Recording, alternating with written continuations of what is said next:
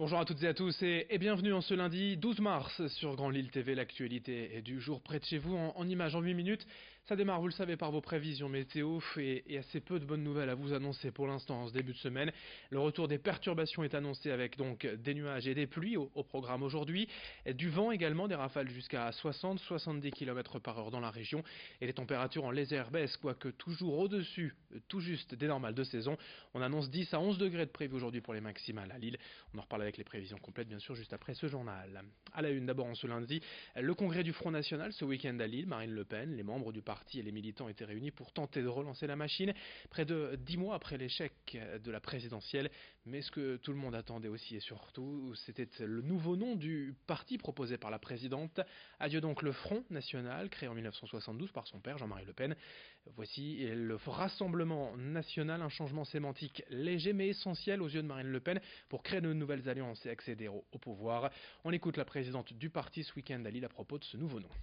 Il doit signer l'exigence absolue d'une nation unie dans la défense de son identité, de sa prospérité, de sa sécurité et de sa liberté.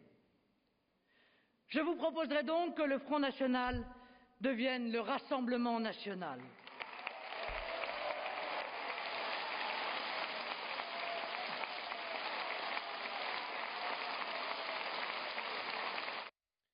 En marge de ce congrès du FN, un membre du parti a dérapé samedi soir à Lille devant un bar, La Plage. David Rodriguez, directeur adjoint du Front National de la Jeunesse et assistant parlementaire, aurait exprimé des propos racistes envers le videur du bar, visiblement très énervé. Le jeune homme est tant bien que mal raisonné par ses amis sur cette vidéo, mais il finit par lâcher cette insulte. Je vous propose de voir d'ailleurs l'extrait concernant donc cette insulte. J'aimerais te voir comme ça. Eh ben, tu crois qu'il aimerait te voir comme ça? Ça n'a rien à branler. Toi, Marine, elle aimerait te voir comme ça. Calme-toi. T'as aucun intérêt à t'énerver. Tu as aucun intérêt à t'énerver. Tu as aucun intérêt à t'énerver. Mais je vois, mais c'est pas mon pote. Stop, t'es assistant parlementaire. Calme-toi, David. Tu n'as aucun intérêt à t'énerver. Et dès hier, David Rodriguez a nié avoir tenu ses propos, mais il a été tout de même suspendu par le Front National le temps de mener l'enquête.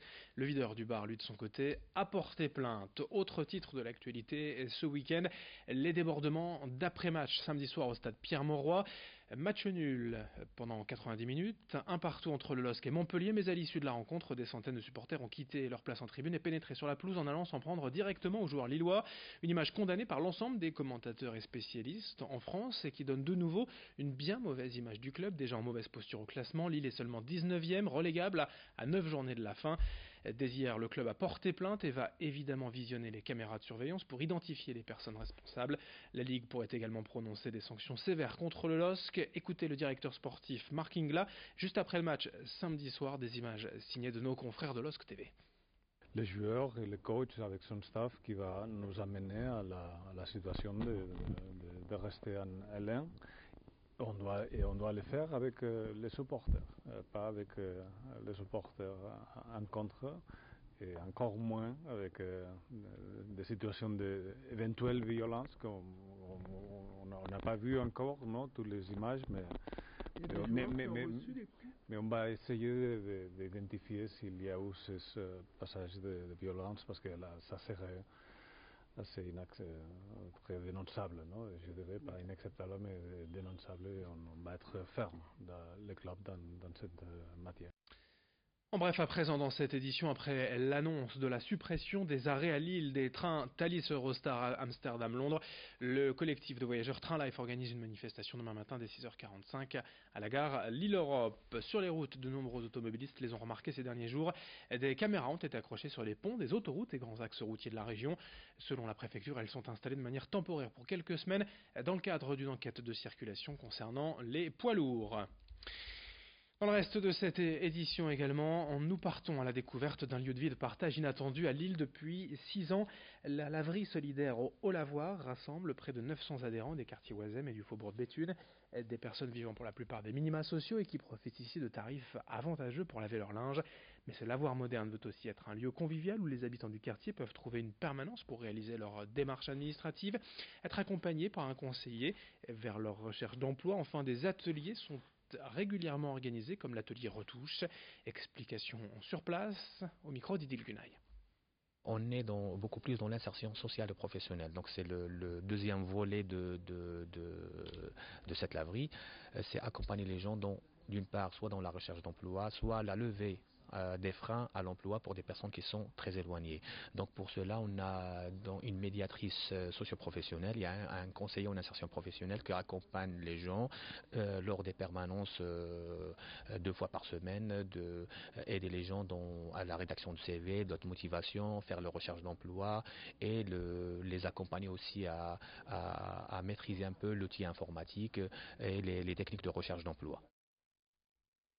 En image, on termine avec le casting élite. C'était samedi à Euralille. Près de 200 candidats, femmes et hommes âgés de 14 à 22 ans, se sont présentés devant les recruteurs de l'agence en espérant être repérés et ainsi devenir mannequins. Au final, une quinzaine de candidats a été sélectionnée pour représenter la région au concours national, puis direction l'international et le concours ultime où les 2 vainqueurs, un garçon et une fille, se verront proposer un contrat chez Elite. Ce casting peut parfois lancer une carrière comme celle de Constance Jablonski, top modèle française, l'une des plus reconnues aujourd'hui dans le monde, découverte ici à Lille en 2006. Explication quant au potentiel nordiste au micro d'Alex Tessier. À Lille, on a toujours trouvé des profils très très intéressants. Le nord de la France, on trouve facilement des jeunes gens qui sont grands et beaux bien sûr, mais on trouve dans le nord du pays, il y a beaucoup plus de grandes personnes. Nous avons eu beaucoup de succès avec notre concours. Chaque fois qu'on fait notre casting ici à Euralille, on trouve toujours des profils très intéressants. On termine avec le sport. D'abord en basket, la défaite de l'ESBV à 64-62 à Tarbes ce week-end. Défaite également en Pro B du LMBC 82-77 à domicile face à Vichy-Clermont. Mais on n'oublie pas de saluer bien sûr la performance historique des volleyeurs de Tourcoing pour la première fois de leur histoire. Le TLM a remporté un titre, la Coupe de France. C'était ce week-end face à Chaumont, victoire 3-7-2. Enfin une première ligne au palmarès après 9 finales perdues pour le TLM Tourcoing. On en reparlera dans un instant à suivre sur Grand Lille TV. Vos prévisions météo. Très belle journée à toutes et à tous. Ensemble, bien évidemment.